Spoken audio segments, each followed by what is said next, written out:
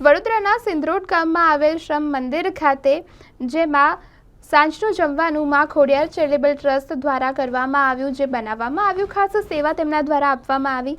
વડોદરાના શ્રમ મંદિર કે જ્યાં રોગોથી પીડાતા લોકોની સેવા કરવામાં આવે છે અને જેમાં માં ખોડિયાર ચેરિટેબલ ટ્રસ્ટના સ્વયંસેવકો દ્વારા જમવાની સેવા આપવામાં આવી।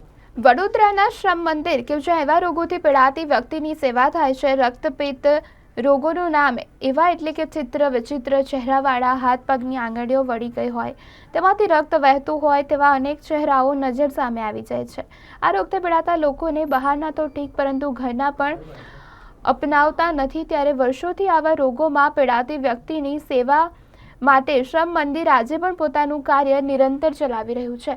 અંતમાં તમામ લોકોનો આભાર ખોડિયાર ચેરિટેબલ ટ્રસ્ટના સ્વયંસેવકો, જેમના આશીર્વાદ અને સલાહથી માં ખોડિયાર ચેરિટેબલ ટ્રસ્ટ જન સેવા કાર્ય કરતા રહેશે, ત્યારે ખાસ સેવા તેમના દ્વારા આપવામાં આવી।